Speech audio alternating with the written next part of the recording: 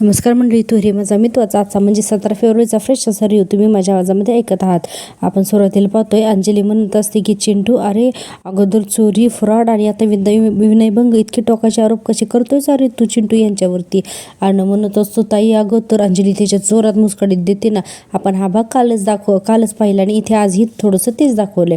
आता आपण पुढे पाहतोय की अंजलीने अर्णवला मारल्यानंतर सगळ्यांचे चेहरे जे आहेत ना तर ते दाखवलेले आहेत.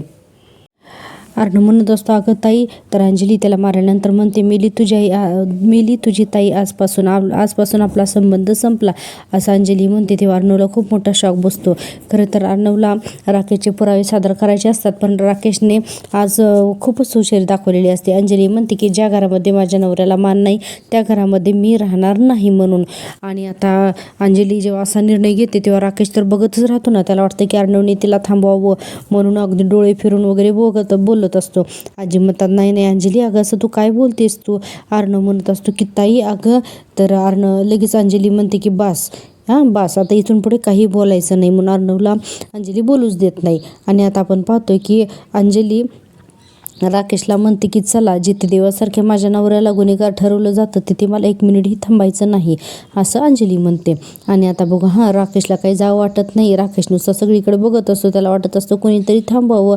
आजी म्हणत असतात नाही अंजू अगं काय बोलतीस तू, थांब ना गं असं. आजी मामासुद्धा म्हणतात हे बघ अंजली, रागाच्या भरात असं काही वागू नकोस. तर अंजली म्हणते माझा हा राग कधीच कमी होणार नाही आहे मामा. अर्णव तिथंच उभा असतो, सगळं ऐकत असतो, पण काय करायचं अंजली काही ऐकायलाच तयार नसते ना. म्हणून मामासुद्धा खूप प्रयत्न करतात पण ती काही ऐकत नाही. आता बघा आता राजेश मनातच म्हणतो की यांचं भांडण व्हावं अशी इच्छा होतीच माझी, पण माझी बावळट बायको लगेचच घर सोडायला निघेल असं वाटलं नव्हतं मला. अंजली लगेचच बघा राजाचा हात पकडते आणि म्हणते आहो चला, म्हणून त्याचा हात घेऊनच न्यायला लागते. वल्लरी म्हणत असते अंजली अगं तू 2 जीवाची आहेस, नको करू हे सगळं. आणि अंजली काय ऐकतच नाही, दरवाजापर्यंत जाते. अंजली पाठीमागून आजी वल्लरी म्हणत असतात अंजू असं करू नको सागं, ऐक. आता बघा आता अंजली जे आहेत, अंजली आणि राकेश दरवाजापर्यंत गेलेले दाखवले. तर अर्णव पळत येतो आणि गुडघ्यावर खाली बसतो. अंजलीचा पदरच पकडतो ना पाठीमागून. अंजली लगेचच थांबते. आता हा सीन सगळेजण बघत राहतात. म्हणजे आजी, मामा, आकाश, वल्लरी आणि ईश्वरी सुद्धा सगळेजण बघत असतात. आणि बराचसा म्युझिकल वगैरे इथं हा भाग दाखवलेला आहे. आता बघा अर्णव गुडघ्यावरती बसतो आणि आता अंजलीला म्हणत असतो की आई गमावली मी, आता मला ताईला नाही गमवायचं असं अर्णव अंजलीला म्हणत असतो. अंजली त्याच्याकडे पाठ करूनच उभी असते ना. आणि आपण पाहतो की सगळेजण इमोशनल झालेले असतात. कोणाला काय बोलावं ते कळत नसतं, कारण हा सीन ही परिस्थिती अशी आहे ना की कोणाला काय बोलावं हे समजतच नाही आहे. आपण पाहतोय की आता बराच वेळ अंजली तर विचारच करत थांबते की आता काय बोलायचं म्हणून. खूप वेळ विचार करते, म्हणजे ती शांतच दाखवली आहे. पण अर्णवने आता तिला आईची शपथ घातलेली असते ना की ताई प्लीज जाऊ नकोस ना, तुला आठवतंय का, तो असं काही म्हणलेला असतो ना. तर त्यामुळे अंजली आता त्याच्याकडे तोंड करून उभी राहते. आणि आपण पाहतोय की आता अंजली जेव्हा अर्णवकडे बघते तेव्हा अर्णव तिला म्हणतो की ताई प्लीज मला अनाथ करू नकोस गं, तुझ्या चिंटूला ताई परत अनाथ करू नकोस गं असं अर्णव म्हणत असतो अंजलीला. आणि म्हणत असतो की आपली आई गेली त्यावेळेस तू मला काय म्हणाली होतीस, आठवते ना मला, की आठवते ना तुला गं की चिंटू आता तुझी ताईच तुझी आई आहे म्हणून तू म्हणाली होतीस ना गं, मी तुला कधीच सोडून जाणार नाही म्हणाली होतीस ना गं, मग आता असं का करतेस असं अर्णव आता रडत खाली बसून म्हणत असतो. आणि अर्णव म्हणतो की तू प्रॉमिस केलं होतंस ताई मला, पण मग तू आता मला सोडून नाही जाऊ शकत असं अर्णवने म्हणल्यानंतर आता अंजली सुद्धा रडायला लागते. इकडे ईश्वरी सुद्धा रडत असते. आजी रडतात, वल्लरीलाही वाईट वाटत असतं आणि मामांना तर अक्षरशः खूपच वाईट वाटत असतं. आपण पाहतोय की पुढे आता अर्णव जो आहे तर तो इमोशनल होऊन अंजलीशी बोलत असतो. पुन्हा तिचा पदर त्याच्या गालाला लावतो आणि म्हणतो की आई गेल्याच्या शॉकमधून कसं तरी सावरलोय गं मी, आता पुन्हा मला तो शॉक नको गं देऊ, आता तू जर का लांब निघून गेलीस ना तर मी नाही सहन करू शकणार गं हे सगळं असं अर्णव म्हणत असतो. आता बघा खूप सायलेंट आणि एकदम शांत वातावरण दाखवलेलं आहे हा सीन शूट करताना. तर एकदम शांत वातावरण असतं. अर्णव अगदी तिचा पदर गालाला लावून रडत असतो. अंजली तरी ही शांत आणि अगदी स्तब्धच उभी असते. अर्णव तिला खूप बोलण्याचा प्रयत्न करतो की ताई बोल म्हणून. आता पुढे म्हणतो की अर्णव ताई तुला वाटते ना, अर्णव म्हणतो की ताई तुला असं वाटते ना मी चुकलोय म्हणून, तुम्हाला शिक्षा दे, हवं तर मार मला, पण प्लीज मला सोडून जाऊ नकोस गं, प्लीज गं ताई असं अर्णव म्हणून आता रडायला लागतो. राजेश बघा नेहमीप्रमाणे तोंड घाण करतो आणि म्हणतो की ताई तुझं चिंटू आहे ग मी, तुझ्या चिंटूला खोटं सहन होत नाही, अन्यायाचा त्रास होतो आणि तो स्वतःशीच कल्प्रिट करतोय आणि हे सगळं तू शिकवलेस ग ताई मला. आणि म्हणतो की मी आता असा कसा वागेन आणि म्हणतोस की तू माझी आई झालीस ग आणि आता नको ना ग अशी जाऊ. म्हणून राकेश तिची अक्षरशः खूप विनवण्या करत असतो अंजलीच्या. आता अर्णव पुढे म्हणतो की ताई आपली आई जिथे कुठे असेल ना ग तिथून आपल्याला पाहत असेल ग आणि तिने जर का हे सगळं पाहिलं तर तिला किती दुःख होत असेल ग की तिची 2 मुलं अशी भांडतायत म्हणून. असा अर्णव आता इमोशनली थोडं अंजलीला बोलत असतो कारण तिने जाऊ नये आणि थांबावं म्हणून. ईश्वरीचे सुद्धा डोळे अक्षरशः वाहत असतात. अर्णव म्हणत असतो की प्लीज प्लीज ताई सोडून जाऊ नकोस ना ग मला म्हणून. अर्णव म्हणतो ताई आपल्या आईने खूप सहन केलंय ग, अजून तिला नको ग एवढं सहन करायला लावू, आपण नको अजून तिला एवढं त्रास द्यायला कारण ती कुठून तरी आपल्याला पाहत असेल ना. असं आता इमोशनली अर्णव तिच्याकडे बघून बोलत असतो. आजीसुद्धा रडत असतात कारण त्यांना वाटत असतं ना की त्यांची मुलगी असते नाही गमावलेली असते आणि आता तिची मुलगी गेल्यानंतर त्या मुलांची अशी दुर्दशा आजींना पाहत नसते. अर्णव म्हणतो प्लीज ताई प्लीज तुला ना आपल्या आईची शपथ आहे. आता असं अर्णव म्हणल्यानंतर अंजली एकदम गप्पच बसते ना की जाऊ नको तुला आईची शपथ आहे म्हणून. अगदी आता अर्णव हात जोडूनच तिचा पदर पकडतो आणि हात जोडूनच तिथं गुडघ्यावर बसतो. अंजली म्हणते की तू आईची शपथ दिलीस म्हणून मी घर सोडून जात नाहीयेस आणि पुढे म्हणते की पण याचा अर्थ असा नाही होत की मी तुला माफ केलंय म्हणून. तरी अर्णव काहीच बोलत नाही. अर्णवला एवढंच सध्या तर पुरेसं असतं की ती घर सोडून जात नाही म्हणून. अर्णव बिचारा खूप रडत असतो गुडघ्यावर बसून, तिची माफी मागत असतो तिचा पदर पकडून. अंजलीसुद्धा म्हणते की ठीक आहे मी नाही जात पण मी तुला माफ नाही केलेला चिंटू एवढं तू लक्षात ठेव. आणि आपण पाहतोय की पुढे अंजली म्हणते की माझ्या नवऱ्याचा म्हणजे यांचा झालेला या घरातला अपमान मी कधीच नाही विसरणार. आता अंजलीने असं म्हणल्यानंतर सगळेजण बघत राहतात. अंजली आता अजून काय काय म्हणते ते मामांना माहिती असतं हा माणूस लायकीचाच नाही म्हणून, म्हणजे मामाची एक्सप्रेशन तशी दाखवलेली आहेत. आपण आता पुढे पाहतोय की अंजली अर्णवच्या हातातून त्याचा पदर सोडून घेते आणि आता ती तिच्या रूममध्ये निघून जाते. आणि इकडे राजेश बघा क्या बात आहे करून असं अर्णवकडे बघत असतो. आता एक एक करून सगळेजण आतमध्ये निघून जातात आणि म्हणतो बरं झालं चिंटूने आईची शपथ घातली ती, नाहीतर या मनोऱ्यातल्या राजकन्येला पोचणं मला खरंच खूप महागात पडलं असतं असं राजेश म्हणतो. आणि लगे डोळे पुसायचं काय नाटक करतो आणि ईश्वरीकडून मुद्दा म्हणतो बघत असतो. आता राजेश तिथून निघून जातो आतमध्ये. आपण पाहतो की आता तिथे फक्त अर्णव आणि ईश्वरी दोघेच खाली बसलेले असतात. अर्णव खूप रडत असतो अजूनही हात जोडूनच.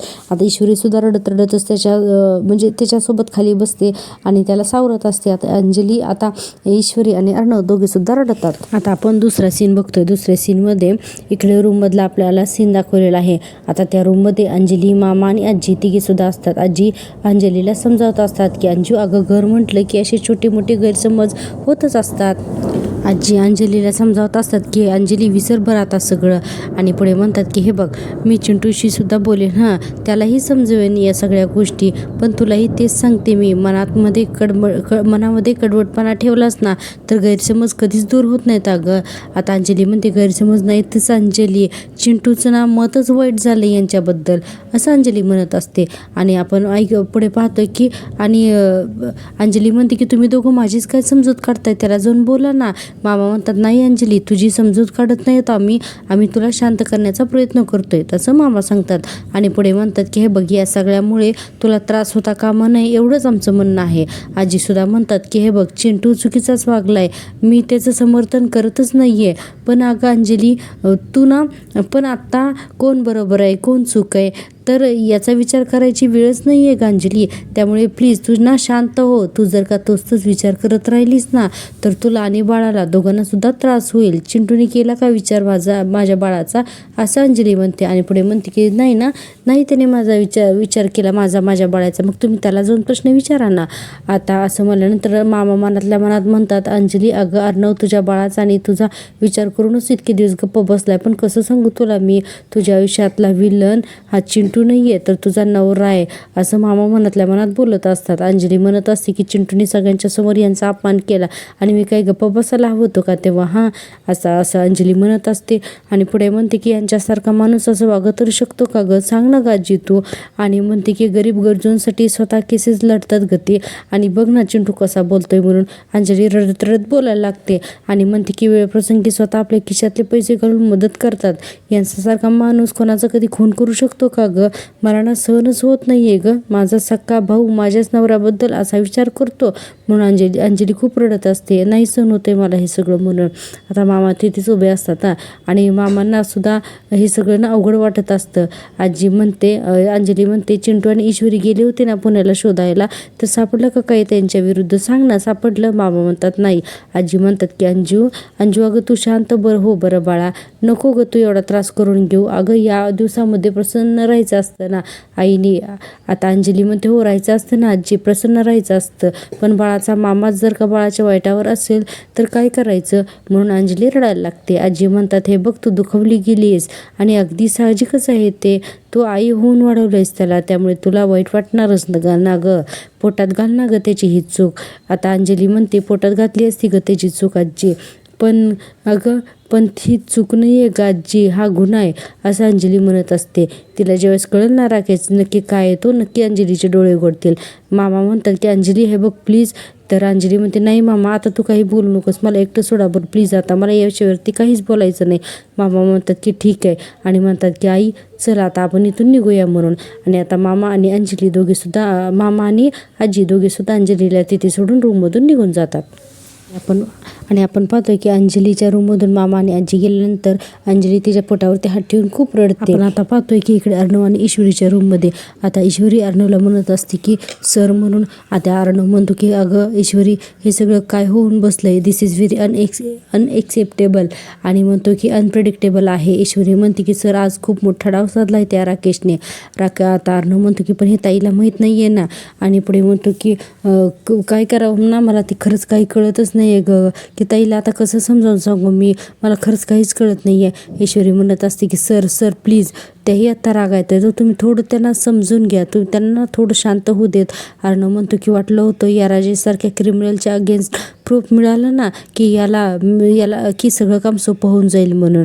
आता असं अर्णव म्हणत असतो आणि पुढे म्हणतो की आपल्या अगोदर त्याने पोचून सगळं काही मॅनेज केलं, पण हे त्यानं एकीकडे आपल्या अगोदर तो एकीकडे तो आपल्या हातात एकही प्रूफ लागू देत नाही आणि दुसऱ्याकडे ताई आणि माझ्यामध्ये एवढं मोठं मिसअंडरस्टँडिंग त्याने करून ठेवलंय म्हणून असं अर्णव म्हणत असतो. खरं तर अर्णवचे सुद्धा आता डोळे सुजलेले दाखवलेत रडून. अर्णव म्हणत असतो की माझ्या घरामध्ये एक मर्डर राहतोय आणि मी काहीच करू शकत नाहीये. आता अर्णवचा इतका संताप बघून ईश्वरी म्हणत असते प्लीज शांत राहा तुम्ही, आता याचाच तुम्ही विचार करू नका, प्लीज शांत राहा तुम्ही आता म्हणून. आता ईश्वरी अर्णवकडे बघतच असते की त्याला शांत करत असते. अर्णव म्हणत असतो की वाटलं होतं प्रूफ मिळेल त्याच्या विरुद्ध, सगळं काही शांत होईल, सगळं काही इझी होईल, त्या शलाकाला न्याय मिळेल, माझी ताई ना फ्री होईल त्या माणसापासून, पण नाही हे सगळं काही घडतच नाही आहे, सगळं काही उलटच झालं आहे. आता ईश्वरी येते आणि त्याच्याजवळ येऊन पुन्हा त्याला समजावते. ती म्हणते की सर पण एक गोष्ट तर खरी आहे ना की खोटं कधीही जास्त काळ टिकत नाही म्हणून, आणि म्हणते की खरं कधी ना कधी तर बाहेर येतच. कारण म्हणतो कधी बाहेर येणार, हां सांग ना कधी बाहेर येणार आहे, आपण माझं आणि माझ्या ताईतलं नातं कायमचं संपून गेल्यानंतर हे सगळं बाहेर येणार आहे का, सांग ना. असं अर्णव म्हणत असतो आणि पुढे म्हणतो की खरंच काहीच कळत नाही आहे, ताईला कसं कन्व्हिन्स करू की त्या माणसाची ताईच्या बाजूला उभं राहण्याची सुद्धा लायकी नाही आहे. ईश्वरी म्हणत असते सर शांत राहा, हे बघा ही लढाई राकेशच्या विरोधातली आहे, त्याच्यामुळे ती आपल्याला शांत राहूनच जिंकायला हवी असं ईश्वरी सांगत असते. आणि पुढे त्याच्या खांद्यावरती हात ठेवून म्हणते की मी आलीच पाणी घेऊन, तुम्ही नका काळजी करू म्हणून. आता ईश्वरी तिथून निघून जाते. आता ईश्वरी गेल्यानंतर आपण पाहतोय की अर्णव एकटाच असतो रूममध्ये, पण अर्णव संतापलेला पण असतो, चिडलेला पण असतो आणि तो रडत सुद्धा असतो. आता तर तो अक्षरशः डोक्यालाच हात लावून बसतो. आणि आता आपण पुढे पाहतोय, आपण पुढचा सीन पाहतोय की आजी म्हणत असतात की आपल्या जावाई बापूंबद्दल एवढा मोठा गैरसमज कसा काय झाला असेल चिंटूला. तर वल्लरी म्हणते आज अगदी अर्णवने कहर केलाय, अगदी कहर. आता मामा म्हणतात की काहीतरी कारण असल्याशिवाय अर्णव असं वागणार नाही. वल्लरी म्हणते म्हणून काय मग थेट खुनाचा आरोप करायचा का जावाई बापूंवर. आजी म्हणतात हो ना, अरे जावयाचा मान ठेवलाच पाहिजे. आता मामा म्हणतात की आई अशा प्रकरणात जावयाचे मान कशाला ठेवायचे, खून झालाय का मुलीचा. आता असं मामा शांतपणे म्हणतात. वल्लरी म्हणते म्हणजे तुम्हाला हे असंच म्हणायचं आहे का की तो खून जावई बापूंनीच केलाय म्हणून. आता मामा म्हणतात की अगं मी कुठे असं म्हटलं म्हणून. वल्लरी म्हणते तुम्ही थेट म्हणाला नसाल ना तर ही तुमच्या बोलण्याचा अर्थ तोच निघतोय, तुम्ही सुद्धा जावाई बापूनच गुन्हेगार ठरवताय. आजी म्हणतात की हे बघावी, एक सांगते हा तुला, आज आपला चिंटू आज चुकलाय. आणि म्हणते की बिचारी अंजू आज खरंच खूप दुखावली गेली आहे. आज डोहाळ जेवणाच्या दिवशी तिला केवढा मनस्ताप सहन करावा लागला म्हणून. आता आजी असं बोलत असतात. मामा म्हणतात की आजी सॉरी आई, मी असं म्हणतोय की या सगळ्या प्रकरणाचा तू त्रास नको करून घेऊस. आजी म्हणतात अरे कसा त्रास करून नको घेऊस, नाही या सगळ्याचा सोक्षमोक्ष हा लागलाच पाहिजे. मामा म्हणतात की हो लागलाच पाहिजे. आजी म्हणतात की अवी नात्यामध्ये कडवटपणा आला ना की घर तुटायला वेळ लागत नाही. आणि पुढे म्हणतात की थांब, मी आत्ताच जाते आणि चिंटूशी बोलून येते. आता मामा म्हणत असतात की अगं पण आई ऐक ना माझं.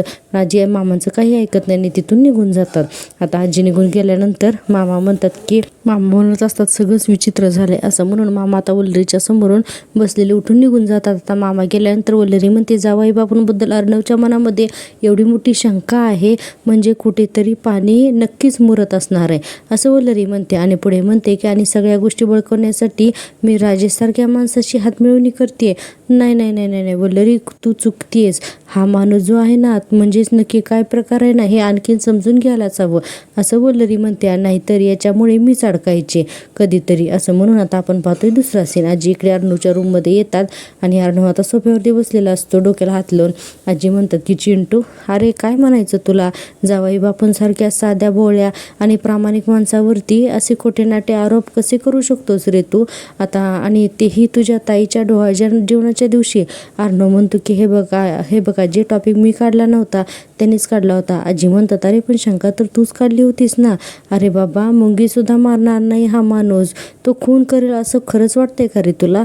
अर्णव म्हणतो की आजी हे बघ मी काय म्हणतोय, आणि परत तो शांत होतो हा आणि म्हणतो की जाऊ दे, मी काय बोलणार आता तुला. आता आजी म्हणतात काय बोलू म्हणजे, अरे कळू देत ना मला सुद्धा की नक्की तुझं काय इतकं वाईट मत आहे जावाई बापूबद्दल ते. अर्णव आता काहीच बोलत नाही. आजी म्हणतात आणि हे सारखंच घडतं हा चिंटू, मागे हे चेकवरून तू अशी शंका घेतली होती त्यांच्याबद्दल. आता अर्णव काहीच बोलत नाही. आता काय बोलावं त्याला कळतच नाही. आजी म्हणत असतात अरे काय नेमकं चाललंय तुझ्या मनात ते तर आम्हाला कळू देत म्हणून. आणि अर्णव काहीच बोलत नाही, फक्त तिथून उठून जरा पुढे जाऊन उभा राहतो. आता बघा इकडे घराच्या बाहेर गेटजवळ वल्लरी येते आणि म्हणते जावाई बापू काय चाललंय काय तुमच्या डोक्यात. राजेश म्हणतो मी सुद्धा तुम्हाला तेच विचारणार होतो, काय चाललंय काय तुमच्या डोक्यात. वल्लरी म्हणते आतमध्ये जे काही घडलं त्याचबद्दल तुम्हाला विचारायचं होतं. राजेश म्हणतो हो पण आपण ते आतमध्ये सुद्धा विचारू शकलोच असतो की. तर वल्लरी म्हणते हो पण मला अंजली समोर हे सगळं बोलायचं नव्हतं. राजेश म्हणतो पण का. तर वल्लरी म्हणते जावाई बापू एवढा भोळेपणाचा आव नका आणू तुम्ही. राजेश म्हणतो हो का, मग तुम्ही सुद्धा थेट मुद्द्याचं बोला की मामी. तर वल्लरी म्हणते हो मुद्द्याचंच बोलते, जरा स्पष्टच बोलते. अर्णववरती असे थेट आरोप का केले तुम्ही. नाही म्हणजे मला तुमचा असा थेट डाव कळला नाही ना म्हणून विचारते मी असं वल्लरी विचारत असते. आता आपण पाहतो इकडे आजी पुन्हा म्हणत असतात की जावाई बापू डाव खेळणारे फसवणारे आहेत असं वाटतंय का रे तुला. आपल्या अंजलीला त्यांनी अंधारात ठेवले असं वाटतंय का तुला, असं आजी विचारत असतात. आणि अर्णवला म्हणतात अरे बोल ना आता का गप्प आहेस तू. अर्णव काहीच बोलत नसतो ना म्हणून आजी विचारत असतात. शेवटी अर्णव म्हणतोय बघा आजी, अर्णव म्हणतो की हे बघा आजी मला ना आता काही बोलायचं नाही आहे सो प्लीज. आणि आता मी काही बोलू ना तर त्याचे वेगळेच अर्थ काढले जाणार आहेत मला माहिती येते, त्यामुळे मी आता काही बोलणार नाही आहे. वेळ आल्यावरती कळेलच तुम्हाला सगळ्यांना. आता आजी म्हणतात की म्हणजे आजीलाही सांगता येणार नाही असं काहीतरी आहे तुझ्या मनात हो ना. आता अर्णव फक्त आजीकडे बघतो आणि गप्प बसतो. आजी म्हणतात चिंटू अरे नेमकं काय चाललंय तुझ्या मनात. अर्णव म्हणतो आजी मी तुला म्हटलं ना आता मला काही बोलायचं नाही आहे सो प्लीज ग आजी. आता असं अर्णव म्हणत असतो ना वारंवार, त्यामुळे आजी का पुढे म्हणतात की चिंटू अरे तुझ्या या रागेट स्वभावामुळे तुझं किती नुकसान होतंय हे तुला कळतंय का रे तुला, असं आजी म्हणत असतात. आता अर्णवला काही बोलता येत नाही म्हणून गपचूप बसतो. हां आजी म्हणतात लग्नानंतर त्या बिचाऱ्या ईश्वरीचा राग करत होतास, आता जावाई बापूंबद्दल तुझ्या मनामध्ये खदखद आहे. अरे हे सगळं तुझं काय चाललंय, अरे काय झालंय काय तुला, बोल ना चिंटू. बरा आहेस ना रे तू चिंटू, हे बघ मला तुझी काळजी वाटते रे. आणि आजी म्हणतात की पुढे चिंटू मला एक गोष्ट सांग की तू लपवत तर नाही आहेस ना रे काही माझ्यापासून. तर अर्णव म्हणतो की आजी मी बरं आहे, ऑल राईट ओके. आता ठीक आहेस तू, अगं बिझनेसमध्ये काही चॅलेंजेस आहेत म्हणून आज होत असेल पण आय एम ओके हां. आता आजी म्हणतात की अरे कामाचा जर का एवढा ताणच येत असेल तर काही दिवस आकाशवर सोपव जास्तीचं काम, असं आजी म्हणतात. आणि पुढे म्हणतात की पण डोकं शांत ठेव रे चिंटू प्लीज, असं आजी आता रिक्वेस्ट करूनच अर्णवला म्हणतात. आता अर्णवसुद्धा काहीच बोलत नाही, हा नुसतं गप्प बसतो. आता आपण पाहतोय पुन्हा राजेश आणि वल्लरीचा सीन. आपण पाहतोय राजेश म्हणत असतो वल्लरीला, मी जे काय करतो ते डोकं शांत ठेवूनच करतो मामी, आणि तुमचा माझ्यावरती जर का विश्वास असेल ना तरच ही पार्टनरशिप टिकवा, नाही तर विसरा. वल्लरी म्हणते हो हो हो आऊ जावाई बापू, थेट धमकी देताय का तुम्ही मला? राजेश म्हणतो नाही हो मामी, धमकी नाही आहे ही, आणि म्हणतो की पण कसं आहे ना मामी की तुम्ही किती ॲम्बिशियस आहात याचा अंदाज आहे हा मला. आता वल्लरी बघा हा तोंडच पाडते, आणि राजेश म्हणतो ज्या सगळ्यावर तुमची नजर आहे, जे सगळं तुम्हाला मिळवायचं आहे त्यासाठी तुम्हाला माझी मदत लागणारच आहे. आता असं म्हणल्यानंतर वल्लरी म्हणते हो, आणि तुम्हाला सुद्धा माझी मदत लागणारच आहे ना, नाही का? आता राजेश म्हणतो नाही ना मामी, मला नाही लागणार हो मामी तुमची फारशी मदत, असं राजेश म्हणत असतो. आणि पुढे म्हणतो आणि कसं आहे ना की पार्टनरशिपमध्ये विश्वास सगळ्यात महत्त्वाचा असतो. उठसूट असे प्रश्न आणि कुशंका नाही एवढंच मला कळलं का? आता असं मामीला सुलटं बोलायला लागतो आणि म्हणतो की नाही तुम्ही स्पष्ट बोलता म्हणून मीही स्पष्ट बोलतो हां मामी, वाईट वाटलं असेल ना तर मला माफ करा. इतक्यातच वल्लरी असा हा काय केली त्यांनी मामा येतात ना. आता मामा बघतात हे दोघंजण बोलतायत ते, आणि मामा तिथं येऊन बोलतात ना तुम्ही दोघं इथे काय करताय म्हणून. मामा डायरेक्टच विचारतात. वल्लरी तर खूप घाबरते. वल्लरी म्हणते की तुम्ही इथे काय करताय? मामा म्हणतात हाच प्रश्न मी तुम्हाला विचारणार होतो की तुम्ही इथे काय करताय म्हणून. आता असं म्हणल्यानंतर राजेश बघा हा अतिशय थंड डोक्याने सांगतो मामींचा फोन वाजत होता तो द्यायला आलो होतो मी इथे, असा राजेश सांगतो, आणि आता तिथून लगेचच निघून जातो. चालू आहेच मी इकडे म्हणून. आता राजेश असं निघून जातो तिथं. आता राजेश निघून गेल्यानंतर मामा बघा हा वल्लरी पण निघायला लगेच लागते. लगेच मामा म्हणतात कुणाचा फोन आला होता अगं तुला, विचारतात की लगेच वल्लरीला हे आवडत नाही. वल्लरी म्हणते मैत्रिणीचा होता पण कट झाला म्हणून. तर मामा म्हणतात की पण मी आलो तेव्हा तुम्ही तर काहीतरी वेगळंच बोलत होतात ना. वल्लरी म्हणते वेगळं काय बोलणार, आज जे घरामध्ये जे काही झालं त्यामुळे जावई बापू किती दुखावलेत तुम्हाला माहिती आहे. घर जावई झाले म्हणून काय झालं? हो आज अर्णवनी त्यांचा केवढा मोठा अपमान केला आहे. आज अर्णवनी मात्र अगदी हद्द पार केली असं वल्लरी म्हणते आणि घरामध्ये निघून जाते. पण मामांना नक्की त्यांच्यावरती संशय येतो की या दोघांचं नक्कीच काहीतरी चालू आहे म्हणून.